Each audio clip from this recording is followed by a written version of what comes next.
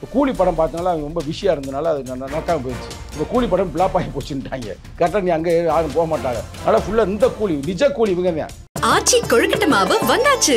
ஆச்சி கொழுக்கட்டை மாவிற்கு கொழுக்கட்டை அச்சை கேட்டு வாங்குங்கள். இவெல்லாம் ஒரு ஆளாடா, ஒரு 1000 பேர் உட்கார்ந்துருக்காங்க, அடிச்சு விரட்டலாம்.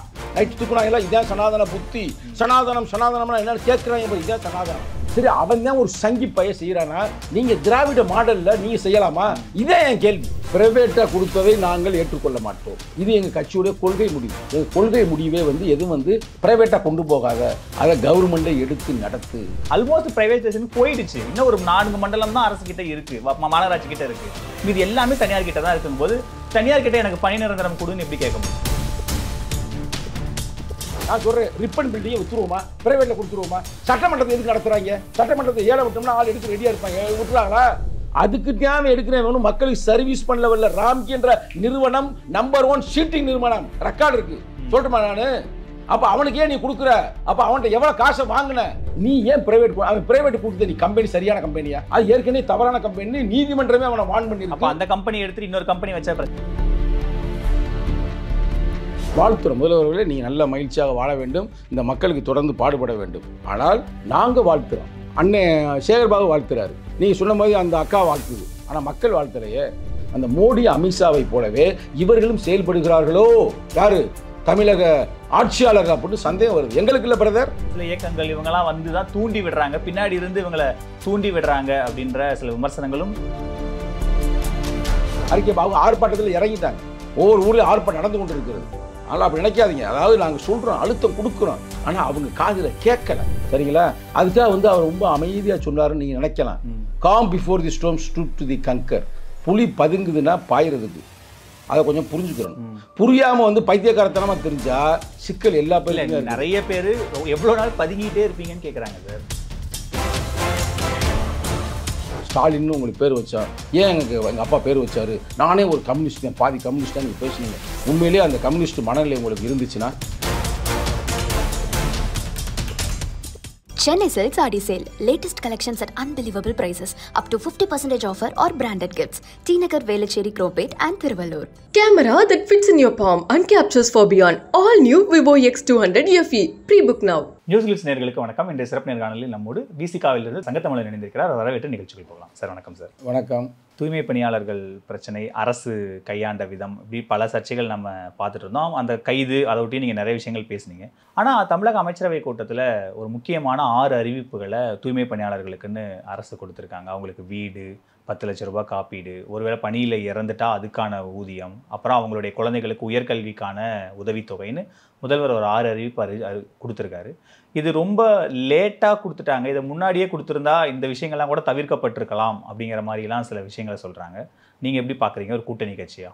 தமிழக முதல்வர் தளபதி ஸ்டாலின் அவர்களுக்கு விடுதலை சிறுத்தைகளுடைய இளைஞரின் சார்பாக நன்றியை தெரிவித்துக் கொள்கிறேன். எங்கள் தலைவரும் இதை வரவேற்றிருக்கிறார். ஆனால் நீங்கள் இவ்வளோ கஷ்டப்பட்டு 6 நீங்கள் அறிவிப்பதை விட ஒரே ஒரு அறிவிப்பு தான். நாங்கள் யாரும் உங்களை ப்ரைவேட்டைசேஷன் பண்ண மாட்டோம், தனியார் மயப்படுத்த மாட்டோம், நீங்கள் கவர்மெண்ட்டோட வேலை பார்க்குற ஒரே அறிக்கை அறிவிச்சுட்டா எல்லா சோழியுமே முடிஞ்சு போயிடும். இது எப்படின்னா, நல்லா கும்மாங்குத்து கூப்பிட்டு வச்சு நல்லா குத்தி விட்டு அப்புறம் காயத்துக்கு மருந்து போடுற மாதிரி. அது மாதிரி மக்கள் பார்க்குறேன், நான் பார்க்கல. நீங்கள் நான் பார்க்க நினச்சிடாதீங்க. நான் வரவே இருக்கிறேன், இந்த 6ஐயும் வரவே இருக்கிறேன். ஆனால் பொதுவான மக்கள்கிட்ட நம்ம பேசுகிறோம்ல. இப்போ என்னங்க தமிழக முதல்வர் அறிவிச்சிட்டாரு, உங்களுக்கு திருப்தியா அப்படின்னு நம்ம பாரதிட்டையும் பேசுகிறோம். அதுபோக சில வழக்கறிஞர்கள்லாம் அதில் தொடர்ந்து பணியாற்றுகிறார்கள். அங்கே அந்த களத்தில் இருந்த பெண்மகள்லாம் சில பேர் நமக்கு நேரடியான தொடர்பு. ஏன்னா ஒரு நாளில் நான் ஏறக்குறைய 1/2 நாள் ஃபுல்லாக அங்கே போய் இருந்தேன்.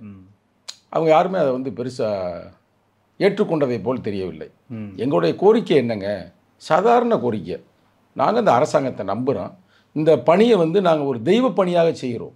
அவங்க சொன்னது டைலாக்குங்க, ஏன் டைலாக் இல்லை. இதை ஏதோ சும்மா ஏதோ போன சென்னையே ஒரு சிங்கார சென்னையாக உருவாக்க வேண்டும் என்று தமிழக முதல்வர், இன்றைய முதல்வர் அன்றைய துணை முதல்வர் இருக்கும்போது பாடுபட்டார். அப்போ எங்கள் மக்கள்லாம் தூக்கி கூட கொண்டு போய் எங்கள் வெளியில் போட்டாங்க. அதெல்லாம் நாங்கள் ஏற்றுக்கொண்டு, சரி அவர் பாவம் சென்னையை டெவலப் பண்ணுறதுக்கு ஆசைப்படுறாரு, சிங்கார சென்னைன்னு. சரி, நம்ம இதுக்கு இடைஞ்சலாக எதுக்கு இருக்கிற, நம்ம வேறு அங்கே குடிசியம் போட்டுக்கு இருக்கிறோம், அது பெரிய டிஸ்டர்பன்ஸாக இருக்கும் போது அப்படின்னு சொல்லி நாங்களே ஏற்றுக்கிட்டு நாங்கள் வெளியில் போனோம். அவுட் சைடில் வச்சுருக்காங்களா, அந்த நகர், இந்த நகர், காவேரி நகர், அந்த நகர், சென்னை வெளியே கொண்டு போயிருக்காங்களா, அதுமாதிரி நாங்கள் வெளியில் போயிட்டோம். சரி நாங்கள் வந்து இன்னமும் நல்லா சுத்தப்படுத்தி கொரோனா காலத்தில் இருக்கிற பிரச்சனையை நாங்கள் தான் முடிச்சு கொடுத்தோம். செத்து போயிருக்கான் ஒருத்தன். யாரும் போய் சொந்த அப்பே ஆத்தாவே போய் துணி எடுக்க மாட்டாங்க. ஒரு குழந்தை இறந்து போச்சுன்னா ஐயோ அங்கிட்டு போனோம்னா நம்ம செத்து போயிடுவோம்னு பார்த்தீங்களா கண்ணால். ஆனால் எங்களை உள்ளே அனுப்பிவிடுவாங்க, நாங்கள் தான் போவோம். ஒரு ஊரை ஒரு ஏரியாவே பிளாக் பண்ணிடுவாங்க. இங்கிட்டு போனால் கொரோனா இருக்கட்டான்னு நாங்கள் அங்கே போய் மருந்து தூக்குவோம், எல்லாமே செய்வோம். இவ்வளவு கடினமாக நாங்கள் வேலை பார்த்தது நாங்கள் வந்து இந்த தேசத்தை காப்பாற்றணும், சென்னையை காப்பாற்றணுன்ற எண்ணத்தில். இப்போ நீங்கள் மருத்துவர்கிட்ட போகிறீங்களா, ஏன் டைலாக் இல்லை பிரதர் என்னை மாட்டி விட்றாதீங்க. ஒரு மருத்துவர்கிட்ட போகிறோம், மருத்துவர் போட்டோன்னா உனக்கு கிட்னி ஃபெயிலியரா, சூப்பர் ஸ்டார் போயிருச்சு கொஞ்ச நாளைக்கு முன்னாடி, பொச்சா போலையா. அப்புறம் அங்கே போய் டாக்டர் போய் மாற்றி விட்டாங்க. நம்ம தமிழக முதல்வருக்கே சில பிரச்சனை வந்துச்சு, அதையும் அவங்க எல்லாம் சரி பண்ணுறாங்க. அப்போ ஒரு மருத்துவன் என்பவன் அந்த உடலை வந்து சுத்தப்படுத்துகிறேன். அதனால் நம்ம தெய்வமாக மதிக்கிறோம் மருத்துவம், கரெக்டாக இல்லையா? இப்போ நான்லாம் இன்ஜினியர் என்ன நீங்கள் மதிக்க மாட்டீங்க. ஆனால் ஒரு மருத்துவராக இருந்தால் இப்போ என் பொண்ணு மருத்துவர், அப்போ அவங்கள நல்ல மதிப்பு கொடுக்குறோம், நம்மளே கொடுக்குறோம். ஐயா பார்த்து இதான் பண்ணுங்க அப்படின்னு ஊசி ஈஸியாக போடுங்கன்னு. அது இயற்கை. ஆனால் ஒரு மருத்துவம் வந்து உடல்நிலையை மட்டும்தான் சரி பண்ணுறேன். ஆனால் இந்த தூய்மை பணியாளர்கள் அந்த நாட்டே சுத்தப்படுத்துகிறான்ல, க்ளீன் பண்ணுறான்ல, நீட் பண்ணுறான்ல. முந்தானத்து கூட அந்த இது பண்ணாங்க, அடித்து நைட்டில் நொங்கி மக்களை பூரா தூக்கிட்டு போய் தரன்னு இழுத்துட்டு போய் நீங்கள் கொண்டு போனீங்க. அந்த இடத்துல இருந்த குப்பையெல்லாம் சுத்தப்படுத்துறது தான் பண்ணாங்க. ஏன் நீங்களே பண்ண வேண்டியதானே? நீங்கள் தான் வந்து பயங்கரமாக பேசுகிறீங்களே, ஏன் அந்த அக்கா வந்து பண்ணலாம்ல, அங்கே இருக்காங்களே மேயர் அக்கா, ஏன் பண்ணுறது தப்பா?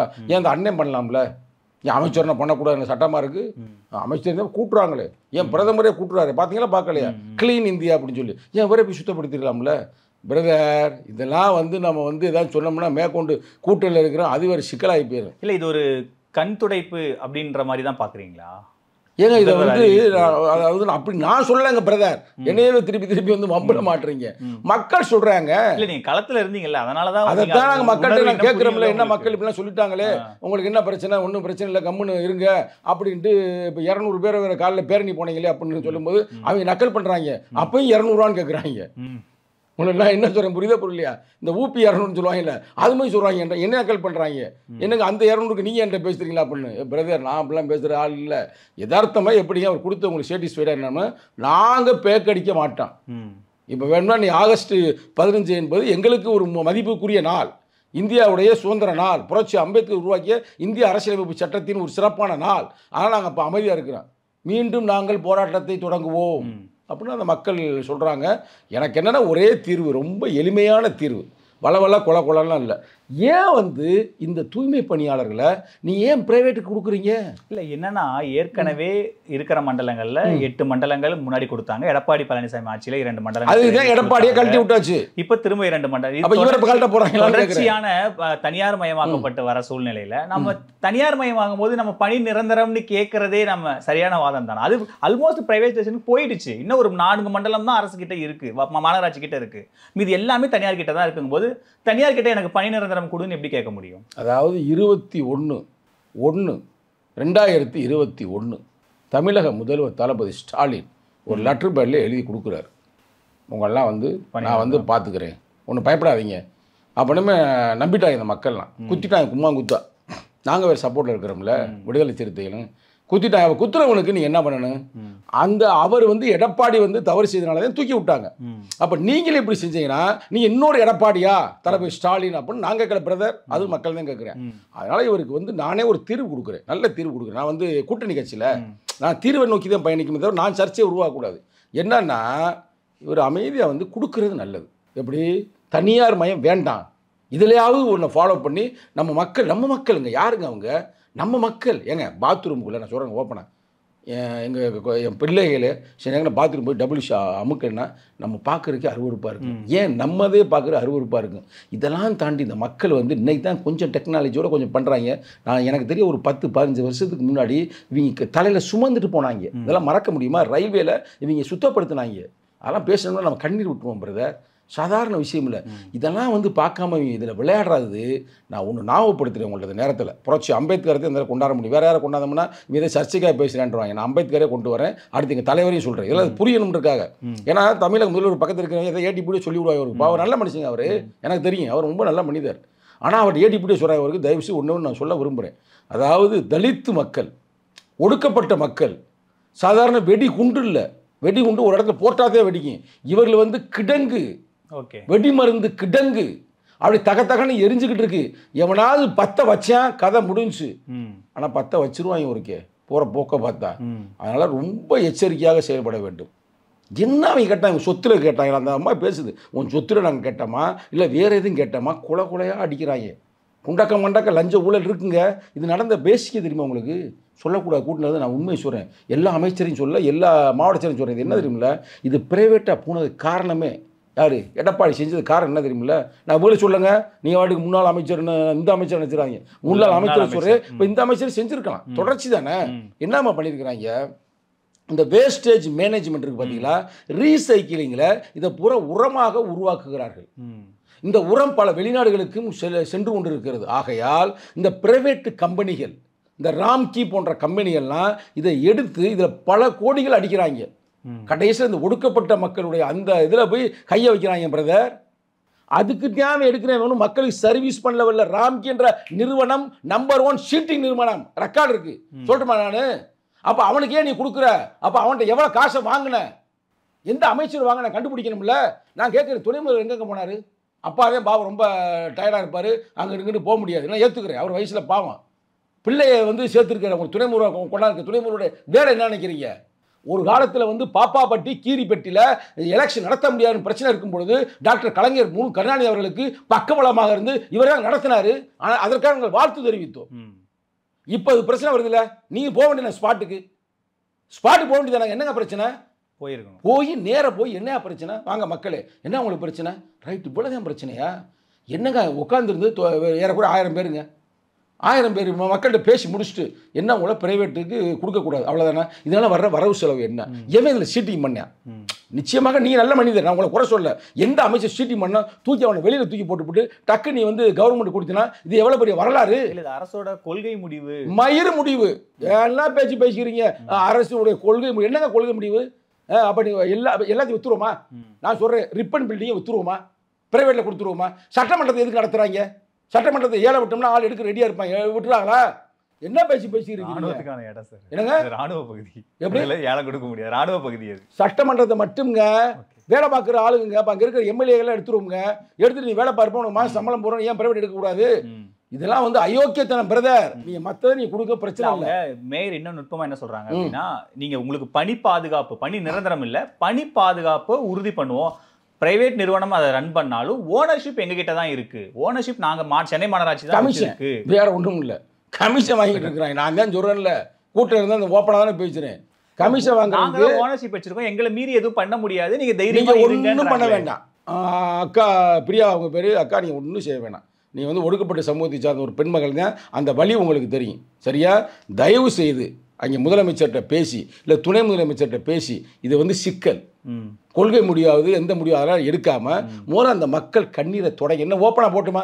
எனக்கு ஃபுல் விஷயம் தெரியும், சும்மா இல்லை. இவன் பிரைவேட்டுக்கு போனால் பிறகு 17,000 ரூபா சம்பளம், கவர்மெண்ட் இருக்காலும் 24,000 ரூபா சம்பளம். அப்போ என்ன டிஃப்ரெண்ட்டு? என்னங்க டிஃபரெண்ட்டு? அப்போ இவ்வளவு காசு குறைச்சிக்கிட்டு உங்களுக்கு வேலை வைப்பாங்களா அவங்க?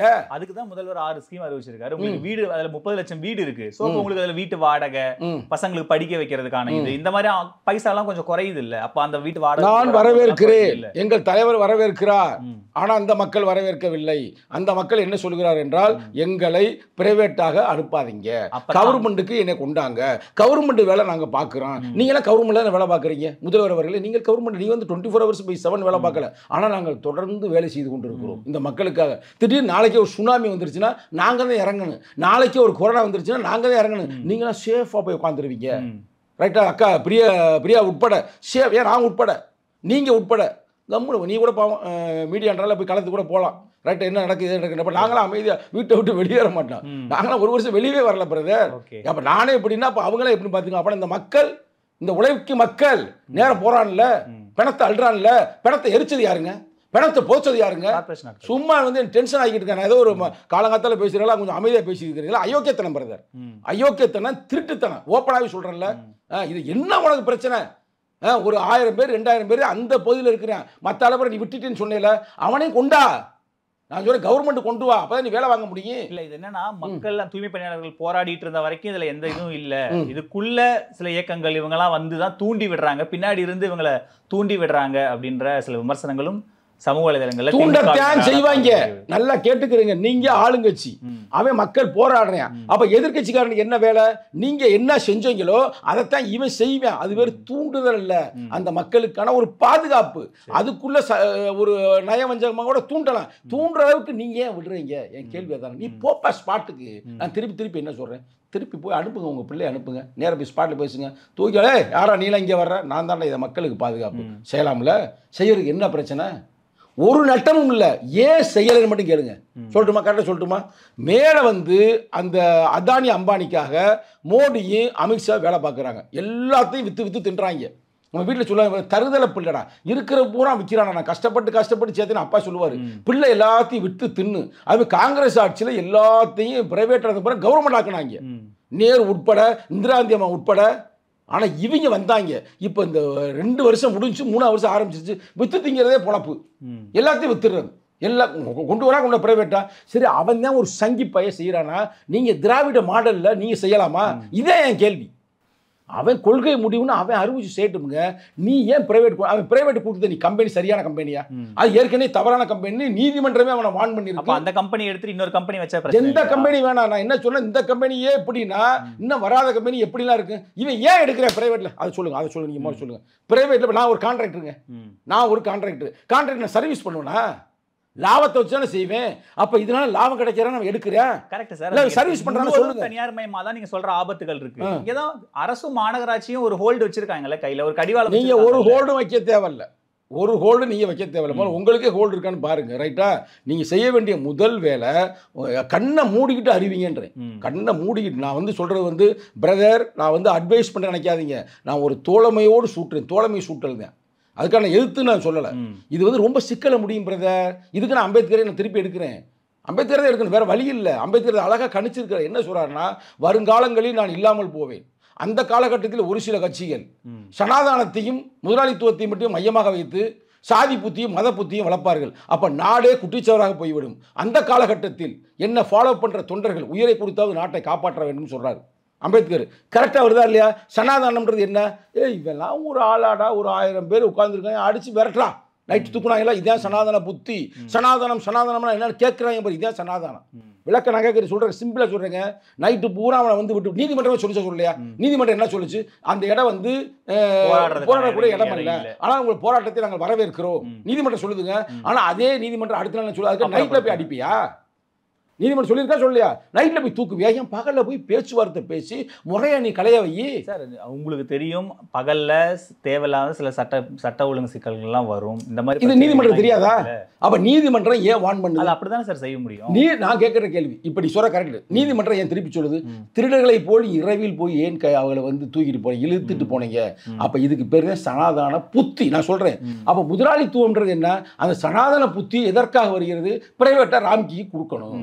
அதனால அந்த புத்தியோடு செயல்படும். போராட்டத்தை யார் எதுவும் சொல்லலை, அந்த இடம் தான் சிக்கல். நீங்க அங்கிருந்து கலைஞ்சு வேற எங்கேயாவது போய் போராடுங்க. உங்களுக்கு ராஜரத்ன ஸ்டேடியத்துக்கிட்ட போராட்டம். சுதந்திர இந்தியா இன்னைக்கு வந்து ஆகஸ்ட் 15 இந்தியாவுக்கு சுதந்திரம் வாங்கும்போது இடத்தை பார்த்து நான் போராடவில்லை. புரியுதா? இடத்தை பார்த்து போராடினா சுதந்திரம் கிடைச்சிருக்காது. இன்னும் நான் அவங்க மொழியிலேயே சொல்றேன். இன்னைக்கு வந்து இவங்க தான் வந்து ஹிந்தி எதிர்த்து போராடிய மாபெரும் போராளிகள். சரியா? நான் இல்லை வாழ்த்துறேன், நான் நக்கல் பண்ணல. அந்த போராளிகள் இடம் பார்த்தா பண்ணாங்க. அவங்க பண்ண இதை நான் காட்டட்டுமா? டாக்டர் கலைஞர் மு கருணாநிதி அவர்கள் எங்க போய் தலையை வைத்தார்? கள்ளக்குடி எங்க போய் வச்சாருங்க? அது என்ன சரியான இடமா? என்ன பேச்சு பேசிக்கிட்டு இருக்கிறீங்க? போராட்டம் என்பது மக்களுக்காக. அவன் மக்கள் டிஸ்டர்ப் பண்ணானா? அந்த இடத்துல உட்காந்துக்கிட்டு பொதுமக்களுக்கு ஏதாவது டிஸ்டர்பன்ஸ் இல்லை, அங்கே ஏதாவது பெரிய வண்டியை மறிச்சாங்க, ரோட மறிச்சாங்க, இல்லை அங்கே பக்கத்தில் ட்ரெயின் இருக்கு, நிப்பாட்டுங்க, பக்கத்தில் ட்ரெயின் இருக்கு, ட்ரெயினில் போய் தலையை வச்சாங்க. தலைவர்கள்லாம் ஆதரவு கொடுக்க வராங்க, அவங்க தொண்டர்கள்லாம் கூடுறாங்க. மக்களோட இயல்பு வாழ்க்கை சென்னையோட முக்கியமான இடம். நான் போனேன் பிரதர், மன்னிக்கிறேன். 5ஆம் தேதி எங்கள் தலைவர் போனார், 10ஆம் தேதி நான் போனேன், 3ஆம் தேதி எங்கள் கட்சியோடைய பொதுச் செயலாளர் போனார். அப்போ அங்கே போய் பார்க்கும்போது எல்லாம் தெளிவாக அந்த போராட்டம் முறையாக நடக்கிறது. இந்த மக்கள் வந்து ரொம்ப மெச்சூரிட்டியாக ரொம்ப நிதானமாக எந்த பாதிப்பும் வர நடத்துகிறார்கள். இவங்களுக்கு வேற ஒன்றும் இல்லை பிரதர். அம்பேத்கர் சொன்ன அதே கருத்தை, முதலாளிகளை பாதுகாக்கணும். அந்த மோடி அமித்ஷாவை போலவே இவர்களும் செயல்படுகிறார்களோ யாரு தமிழக ஆட்சியாளர் அப்படின்னு சந்தேகம் வருது. எங்களுக்கு இல்லை பிரதர். மக்களுக்கு. இதில் இந்த விவகாரத்தில் நிறைய கேள்விகளை எழுப்பப்படுறது விசிகா மேலே தான். கூட்டணியில் இருக்கீங்க, இவ்வளோ அநியாயம் பண்ணிருக்காங்க, நீங்கள் எதுவுமே பேச மாட்டீங்க. ஒரு கடுமையாக கூட திருமாவளவன் அவர்கள் பேச மாட்டாரு. இந்த 6 அறிவிப்புக்கு உடனடியாக வந்து வரவேற்பு தெரிவிக்கிறாரு. ஆனால் அந்த கைது நடவடிக்கைகளை அரசு இப்படி நடந்திருக்க கூடாது அப்படின்ற மாதிரி மென்மையாக போறாரு. கூட்டணி கட்சிகள் ஏன் இவ்வளவு அடிபணிஞ்சு போறீங்க அப்படின்ற கேள்வி விசிகா மேலேயும். நீ கேட்ட கேள்வியே முதல்ல தப்பு, கேட்டதே தப்பு. எங்கள் தலைவர் நேற்று எல்லா மீடியா வர சொல்லி தெளிவாக சொன்னார், பிரைவேட்டாக கொடுத்ததை நாங்கள் ஏற்றுக்கொள்ள மாட்டோம். இது எங்கள் கட்சியுடைய கொள்கை முடிவு. எங்கள் கொள்கை முடிவே வந்து எதுவும் வந்து பிரைவேட்டாக கொண்டு போகாத, அதை கவர்மெண்ட்டை எடுத்து நடத்து, அதை திருப்பி போட்டு பாருங்க, சரிங்களா? அதுக்காக வந்து அவர் ரொம்ப அமைதியாக சொன்னாருன்னு நீங்கள் நினைக்கலாம். Calm before the storm stoop to the conquer. புலி பதுங்குதுன்னா பாயிறதுக்கு, அதை கொஞ்சம் புரிஞ்சுக்கிறணும். புரியாமல் வந்து பைத்தியக்காரத்தனமாக தெரிஞ்சா சிக்கல் எல்லா பேரும். நிறைய பேர் எவ்வளோ நாள் பதுங்கிட்டே இருப்பீங்கன்னு கேட்குறாங்க சார். தேர்தலே வந்துருச்சுன்னு சங்கி பயில வந்து ரொம்ப பல உருவத்தில் இருக்கானு. எவன் சங்கினே தெரியலையே. இவன் நல்ல பையன் நினச்சா அவனும் சங்கியா இருக்கான், அவன் எப்படின்னு பார்த்தா இவன் எப்படி இருக்கான். அப்போ எல்லாத்தையுமே கொஞ்சம் கவனமாக தானே களமாட வேண்டிய ஒரு சூழ்நிலை இருக்குது. சும்மா எடுத்தம் கவுத்தம் செய்ய முடியுமா? இப்போ நாங்கள் அதில் பேக் அடிச்சோமா? இல்லைங்க, பிரைவேட்டுக்கு வந்து கொடுத்து கரெக்டுங்க தலைவர் என்ன சொன்னாரா? இல்லை நைட்டில் தரன்னு இழுத்துட்டு போனதுக்கு இது பண்ணலாம் ஒன்றும் பிரச்சனை இல்லை கரெக்டுன்னு தன்னாரா? இன்னைக்கும் கூடங்க இந்த விஷயத்துக்காக நேர்மையாக போராடுவது விடுதலை சிறுத்தைகள், அதே நேரத்தில் கம்யூனிஸ்ட், வேறு எந்த கட்சியும் இல்லை. எதிர்கட்சினா இப்போ யாருமே எதிர்கட்சி, உண்மையான எதிர்கட்சி விடுதலை சிறுத்தைகள் தான். அப்புறம் நீ எப்படி இதுங்கள்ட்ட போய் இந்த கேள்வி கேட்குறீங்க? அப்படி இல்லை, நாங்கள் மக்களை அரசியல்படுத்தி இருக்கோம். நான் யாருங்க? விடுதலை சிறுத்தை கட்சியுடைய மாநில இளைஞரணி செயலர். நான் எப்படி பேசுகிறேன்? அப்போ நான் என் சொந்த அறிவில் பேசுகிறேன்னா எங்கள் தலைவர் 90 சொன்ன முழக்கத்தை நான் இப்போ திருப்பி ஞாபகப்படுத்துகிறேன். என்னம்மா சொல்கிறாரு? அதாவது குடிசை வாழ் மக்கள் குமுறி எழுந்தால் கோட்டைகளும் குப்பை மேடாகும். அதுதான் நாங்கள் சொல்கிறோம். அதுக்காக தலைவரே இப்போ வந்து திருப்பி சொல்லுவாரா? அப்புறம் எதுக்கு இளைஞர் எதுக்கு வச்சிருக்காரு? நீங்க கூட்டணியில இருக்கீங்க, இன்னும் கூடுதல் அழுத்தம் கொடுத்து இந்த முடிவுகளுக்கு நான் இப்போது சொல்லுகிறேன். உங்க தொலைக்காட்சி நியூஸ் கிளீட்ஸா உங்க யூடியூப் மூலமே சொல்றேன், உறுதியாக இந்த மக்களுக்கான தீர்வை நாங்கள் வாங்கி கொடுப்போம். எழுதி வச்சுக்கோங்க. நாங்கள் ஒன்றும் பேக்கடிக்க மாட்டோம். இது மட்டுமல்ல, ஆணவ படுகொலைகளை தடுப்பதற்கான சிறப்பு சட்டத்தை உருவாக்க வைப்போம். பொறுத்திருந்து பாருங்க. அப்ப நாங்கள் விடுற ஆளா இருந்தா ரைட்டு. நான் தான் ஓப்பனா சொல்றேன்ல. இன்னமும் சொல்ல போனா தேர்தலுக்கு முன்னாடி டாஸ்மார்க்கை படிப்படியாக குறைப்பதற்கான வேலை செய்து கொண்டிருக்குது. உங்களுக்கு தெரியுமா? இது உங்களுக்கு தெரியுமா பிரதர்? அப்புறம் எப்படி கேள்வி கேட்குறீங்க? நாங்கள் அப்பெல்லாம் எதுவும் பேக் அடிக்க மாட்டோம். நாங்கள் வந்து மற்ற கட்சி மேலே இல்லை, நாங்கள் எங்களோட சேர்ந்து கம்யூனிஸ்ட். நாங்கள் உறுதியளிக்க முடியும். நான் மீண்டும் தெளிவாக சொல்கிறேன், ஒரே ஒரு நிமிஷம் தெளிவாக சொல்லுகிறேன். ஆணவ படுகொலைகளை தடுப்பதற்கான தனிச்சட்டத்தை உருவாக்க வேண்டும் என்று தமிழ்நாடு இருக்கிற எல்லா தலைநகரத்தையும் நாங்கள் ஆர்ப்பாட்டம் நடத்திட்டோம். ஏன் தலைமையில் தென்காசியில், எங்கள் தலைவர் தலைமையில் இங்கே சென்னை நடத்தியாச்சு. ஆனால் அதில் நாங்கள் பேக் அடிக்கலை. தமிழக முதல்வர் அதே 2021 சொன்னார், ஆணவ படுகொலை தடுப்பதற்கான சிறப்பு சட்டத்தை நான் உருவாக்குறேன். அதை நாங்கள் நிறைவேற்றி காட்டுறோம், எழுதி வச்சு வெள்ளை பேப்பர்ல. அதே நேரத்தில் இந்த சென்னை வாழ் மக்களுக்கு, குறிப்பாக இந்த தூய்மை பணியாளர்களுக்கு இன்னைக்கு இவ்வளவு சிக்கல் கொடுக்குறாங்கல்ல, இன்னைக்கு வந்து பிரைவேட்ல கொடுத்துட்டு அப்படியே பயங்கர மக்கள் நசுக்கிறாங்கல்ல, நிச்சயம் அதுக்கு ஒரு தீர்வை வாங்கி கொடுக்கல. இப்போ இங்கே என்ன பிரச்சனைனா, வேங்கை வேல் விவகாரத்தில் சிபிஐ கிட்ட வழக்க மாத்துங்கன்னு ஒரு அறிக்கை கொடுத்ததுக்கப்புறம் அந்த விவகாரம் அப்படியே செட்டில்ட் ஆயிடுச்சு. அதுக்கப்புறம் வந்து இப்போ தூய்மை பணியாளர் விவகாரத்தில் பிரைவேடைசேஷன் பண்ணாதீங்க, நாங்கள் இதை ஏற்றுக்கலன்றதோட அந்த பிரச்சனை முடிஞ்சிருச்சு. சாம்சங் விவகாரத்தில் நம்ம களத்துக்கு போயிட்டு வந்தோம். அதுக்கப்புறம் நீதிமன்றத்தில் என்ன நடந்துச்சு, அரசு யார் ஆதரவாக நின்றுச்சுங்கிறதோட அந்த பிரச்சனை அதோட முடிஞ்சிருச்சு. ஸோ இப்படி எங்கேயுமே அந்த மொமெண்ட்டில் நம்ம ஒரு கருத்து சொல்கிறோம், அதுக்கப்புறம் நம்ம அதை அரசுக்கு கூட்டணி கட்சியாக ஒரு நெருக்கடி கொடுத்து அது ஒரு தீர்வை நோக்கி தள்ள மாட்டோம் அப்படிங்கிறது தான் கூட்டணி கட்சிகள் மேலே வைக்கிற விமர்சனமாகவே இருக்குது. இதுக்கு நான் புரட்சி அம்பேத்கர்னு சொல்ல முடியும். எனக்கு வேறு யாரையும் நான் படிக்கலை, எனக்கு தெரியாது. அம்பேத்கர் என்ன சொல்கிறாருன்னா, எங்கள் மக்களை வந்து நீங்கள் வந்து பிச்சை எடுக்கிற யானை மாதிரி நினச்சிக்கிட்டு இருக்கிறீங்க. யானைக்கு பிச்சை போடுவாங்க பார்த்துருக்கீங்களா? யானை வந்து அவார்டு எனக்குன்னு செவனேன்னு இருக்கு. அந்த யானை ஒரு நாள் மதம் பிடிக்கும், அப்போது தெரியும். புரியுதா? இது யாருக்கு சொல்கிறேன்னு புரிஞ்சுக்கிறவங்க புரிஞ்சுக்கிறோன்ட்டு. ஆனால் நீங்கள் எங்களை குறைத்து மதிப்பிடாதீர்கள்.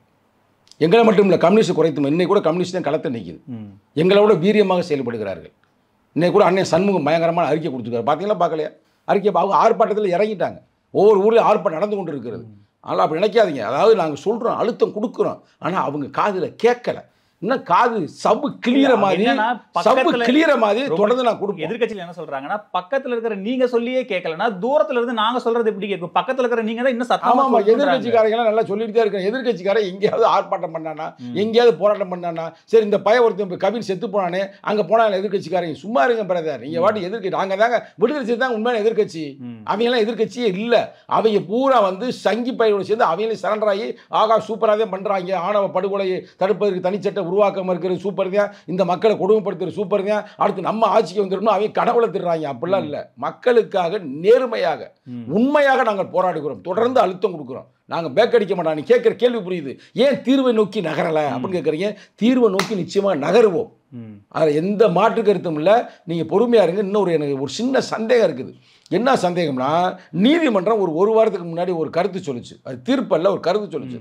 என்ன சொல்லுதுன்னா, தமிழக முதல்வர் நல்ல மனுஷன் தான், அவர் சில முடிவுகள்லாம் நல்லாத்தையும் எடுக்கிறார், கூட்டணி கட்சி கேட்டு நல்ல முடிவு எடுக்கிறாரு, ஆனால் அது இம்ப்ளிமெண்ட் ஆகாமல் போகுது. நீ கேட்டதுக்கு சொல்கிறேன், நானா சொல்ல பிரதர், இம்ப்ளிமெண்ட் ஆகாமே சிக்கல்லே போகுது. என்னடான்னு பார்த்தா பேரலாம் ஒரு நிர்வாகம் நடந்து கொண்டு இருக்கிறது. யாரு? இந்த ஐஏஎஸ் அதிகாரிகள், ஐபிஎஸ் அதிகாரிகள் பேரெல்லாம் ஒரு நிர்வாகம் நடத்துறாங்க அப்படின்னு சொல்றாங்க. நீதிமன்றம் சொல்லுது. எங்க தலைவர் ஒரு 6 மாசத்துக்கு முன்னாடி இந்த கருத்தை சொல்றாரு. டாக்டர் கலைஞர் மு கருணாநிதி ஐயா அவர்கள் எப்பொழுதுமே வெறும் அதிகாரிகள் சொல்வதை மட்டும் கேட்டு ஆட்சி நடத்த மாட்டார், அவரா ஒரு டீம் வச்சிருப்பாரு, கூட்டணி கட்சியெல்லாம் கேட்டுதான் முடிவு எடுப்பாரு. எங்க தலைவர் சொன்னது. நான் இது ஒன்று சங்கத்தமிழன் கருத்து இல்லை, இன்னைக்கு நீதிமன்றம் சொல்லுது 6 மாசம் கழிச்சு. எங்களுக்கு அந்த ஒரு சந்தேகம் இருக்குது. பாவம், ஐயாவுக்கு வேற வயசாயிருச்சு, ஐயா தான் நல்ல விஷயம் கூட முயற்சி பண்ணலாம். ஐயானா யார்? தளபதி ஸ்டாலின் அவர்கள் தான். அவர் ஐயான்னு சொன்னால் வருத்தப்படுவார். அப்பா ரைட்டா, அப்பா கூட கொஞ்சம் முயற்சி பண்ணி நல்லது செய்யலாம்னு நினைக்கலாம். ஆனால் இவங்க இந்த ஐஏஎஸ் ஐபிஎஸ் எல்லாம் எது கிரிமினலாக இவர் கெட்ட பேரை உருவாக்க வேண்டும் என்றே செய்கிறாங்க. இவருக்கு தயவு செய்து தமிழக முதல்வர் தளபதி ஸ்டாலின் அவர்களே ரொம்ப எச்சரிக்கையாக செயல்படுங்க. நல்ல சாதாரண விஷயம் பெறுது, இது ஒன்றும் பெரிய மேட்டர்லாம் இல்லை. இவர் பேரை கெடுக்கிறதுக்குன்னு இப்போ ரொம்ப கெட்டுப்போச்சு. எல்லா ஊர்லையும் இதே பேச்சு. ஏன்னா இந்த மக்கள் நேரடியான தொடர்பு, டெய்லி போய் குப்பையாடுறாங்க. அப்போ அங்கே இருக்கிற மக்களை பார்க்குறேன், அவனுக்கே தெரியும் ஒரு நாள் வராட்டினா நாரி போயிடும், சரி இவங்க ஏன்டா செய்யலை அப்படின்னு பொதுமக்களே சொல்கிறாங்க. இப்போ இவ்வளவுக்கு உங்களை ரூட்டை போய் பாதிக்குது. அதுக்காக இந்த நாடகம் பூரா நடத்துகிறாங்க. இவ்வளவு நாள் இந்த இதெல்லாம் கோரிக்கை நீ சொன்னீங்களே, ஆரம்பத்தில் கேள்வி கேட்டீங்க சொன்னீங்களே, இந்த நலத்திட்டங்கள்லாம் இப்போ அறிவிக்கிறாங்களே, திடீர்னு என்ன நாண உதயம் வந்துருச்சு? இந்த நாணய உதயம்லாம் முன்னாடி வந்திருக்கலாம்ல. நீ கேட்ட கேள்விக்கு தான் வர்றேன் பிரதர். அப்போ அது ஏன் திடீர்னு உருவாகுது? அப்போ இதெல்லாம் பேசி மக்களை அந்த திசை திருப்பலாம் என்று நினைக்கிறார்கள். இப்போ திடீர்னு எப்பயுமே டீ குடிக்க போக மாட்டாங்க. எங்கே? நம்ம ஆளுநர்கிட்ட. ஓகே, எப்பயும் போகிறோம். இப்போ நாங்களும் எந்த காலத்தையும் போனதில்லை. இவங்க ஒரு இடையில எப்பயும் ஒரு இடத்துல போனாங்க, இப்போ திரும்பி இப்போ போகலன்ற மாதிரி கேள்விப்பட்டாங்க. அங்கிட்டு ஒரு அம்மா ஒரு இது சர்டிஃபிகேட் வாங்கும்போது அங்கே ஒரு பிரச்சனை வளர்க்குது. இது சேவலாமல் டைவர்ட் பண்ணுறது பல வேலை நடந்து கொண்டு தான் இருக்குது. நான் இல்லைன்னு சொல்லுங்க, எல்லாம் நாங்கள் பார்த்து தான் இருக்கிறேன். ஆனால் மக்கள் மனசில் பாதிச்சிருச்சு. மை டியர் ஃப்ரெண்ட், நான் ஓப்பனாக சொல்கிறேன், இது நீங்கள் நினைக்கிற மாதிரி சாதாரண விஷயம் இல்லை. ஏதோ எடுத்தம் கவுத்தும் நினைக்காதீங்க. இது டெய்லி அவன் மக்களை தொடர்பில் இருக்கிறேன். ஓகே, இப்போ உங்கள் வீட்டில் இப்போ நீங்கள் வேலைக்கு வந்துடுறீங்க, போய் உங்கள் வீட்டில் இருக்க அம்மாட்டையோ மனைவிட்டே கேளுங்க, காலைல குப்பையை போய் போட்டிருப்பாங்க. அந்த குப்பைக்காரன் அழகாக வாங்கிட்டு போவேன், வாங்கிட்டு போய் அழகாக பிரித்து வைக்கிறான். இது புள்ள இன்னொரு தெரிஞ்சு இந்த டாஸ்மார்க் வந்ததுலேருந்து நிறையா பீர் பாட்டில் வருதான், குவார்டர் பாட்டில், அதை தனியாக பிரித்து வைக்க வேண்டியிருக்கு. அது ஒரு பொறுப்பு இருக்குங்க. இவங்களால வேலை போல் அவங்க அதிகமாகுது. இங்கிட்டு பார்த்தோம்னா தனியாக அந்த வேஸ்டேஜ் அதை தனியாக சேர்க்க வேண்டியது. இப்போலாம் சேர்த்து கொண்டு போய் அதை போய் கொடுக்குறாங்க. அதை கொடுக்கும்போது நேரடி தொடர்பு இருக்கா? அப்போ கேட்குறேன், என்னங்க உங்கள் பிரச்சனை முடிஞ்சிருச்சா, போராடினீங்களா அப்படின்னா, இன்னும் முடியலைங்க. ஐயோ ஏங்க இந்த ஆள் இப்படி செய்கிறாரு, நல்ல மனுஷன் தானே, ஏன் இப்படி செய்யாமல் இருக்கிறாரு அப்படின்ற மாதிரி பேர் கட்டு குட்டிச்சாராக போயிருக்குது. அதுக்கு தான் நாங்கள் இவ்வளோ உரிமையோடு பேசுகிறோம். எனக்கு என்னமோ அவர் எங்கள் தலைவர் இப்போ அவங்க அம்மாவுக்கு உடம்பு சரியில்லை, தலைவருடைய அம்மாவுக்கு. அதனால் அவர் பெரம்பலூர்லேயே அவர் அங்கே இருக்கிறாரு. 2-3 நாளில் வந்துடுவார். உங்களுக்கு பிறந்தநாள் வேறு வருது, ஆகஸ்ட் 17. முடிச்ச அப்புறம் முதல்வர் போய் சந்திப்பார். சந்திச்சுட்டு இதுக்கு இந்த விளக்கங்கள் எல்லாம் இங்கே பாருங்கள், நீங்கள் பாட்டுக்கு அதிகாரி சோரெல்லாம் கேட்காதீங்க, உங்களுக்கு குண்டக்க மண்டக்க அதை சொல்லி விட்றாங்க, உங்கள் அமைச்சர் பயில அங்கிட்டு ஆட்டையை போட்டு லஞ்சம் வாங்கிட்டு ஏட்டி போட்டு செய்கிறாங்க, மக்கள்கிட்ட நம்ம ரொம்ப பேர் கெட்டு போயிடும், தயவு செய்து இதை செஞ்சுருங்கன்றவார். அவர் உடனே கையெழுத்து போட்டு சரி பண்ண எழுதி வச்சுங்க பிரதர். ஆணவ படுகொலை தடுப்புக்கு சிறப்பு சட்டம் வருது. அதேமாரி இந்த தொழிலாளர்களுக்கான இந்த நல்ல தீர்ப்பு கிடைக்க போகுது. இப்போ கூலி படம் பார்த்தனால அவங்க ரொம்ப பிஸியாக இருந்தனால அது நடக்காமல் போயிடுச்சு. இப்போ கூலி படம் பிளாப் ஆகி போச்சுட்டாங்க. கரெக்டாக நீ அங்கே யாரும் போக மாட்டாங்க. அதனால் ஃபுல்லாக இந்த கூலி நிஜ கூலி இவங்க தான் உண்மையான கூலிங்க. அவன் படம் எடுத்தும் பூரா பணக்கார பயலுங்க, படம் எடுத்த தயாரிப்பாளரும் சரி, படத்தை நடித்தவனும் சரி, எல்லாம் மிராசுங்க. அந்த படத்துல ரஜினியாவே சொல்கிறாரு, ஒரு படத்தில் இருக்கிற சொத்தை பூரா சேருங்க. இன்னொரு பக்கத்து ஒரே ஒரு ஆள் நாகார்ஜுன, அவர் தான் வில்லை. இங்கே இப்போ தமிழ்நாட்டில் பெரிய மிராசு யாருன்னா சூப்பர் ஸ்டார் ரஜினிகாந்த். படத்தை எடுக்கிற தயாரிப்பாளர் யாருன்னு பார்த்தா சன். அவங்க யாருன்னு உங்களுக்கு சொல்ல விளக்கம் தேவையில்லை. இவ்வளோ குறுப்பும் சேர்ந்து நீங்கள் பூரா கூலியான். எவ்வளவு நம்மளை கேள்வி பண்றாங்க பாத்தீங்களா? எவ்வளவு கூலியாம்பறது படத்து பேர் தானே சார், அது ஒரு ஃபிக்ஷன் தானே. அப்ப அங்க போய் படம் பார்ப்பீங்க, இங்க போய் பார்க்க மாட்டீங்க. இங்க மக்கள் உண்மையிலேயே பட்டு நொந்து நூலாகிட்டு இருக்கு, அதை பார்க்க மாட்டேன். அங்க போய் ஃபிலிம் இதான் தப்பு. இன்னைக்கு காலையில கூட மேயர் அவர்கள் தலைமையில, திரு சேகர் பாபு அவர்கள், அப்புறம் கார்பரேஷன் ஆணையர் தலைமையில இந்த அறிவிப்புக்கு ஆதரவு தெரிவித்து தூய்மை பணியாளர்கள்லாம் முதல்வரை வாழ்த்தி ஒரு பேரணி போனாங்க. ஸோ அப்போ கிட்டத்தட்ட இந்த பிரச்சனை சட்டில்ட் ஆயிடுச்சுன்னு எடுத்துக்கலாமா, முடிஞ்சிருச்சு? ஏன்னா அவங்க முதல்வர் கோரிக்கை ஏற்றுக்கிட்டாங்க, பேரணியாக போகிறாங்க, முதல்வரை வாழ்த்துறாங்க, இந்த பிரச்சனை ஆல்மோஸ்ட் முடிஞ்சிருச்சுன்னு எடுத்துக்கலாமா? நாங்களும் முதல்வரை வாழ்த்துறோம்.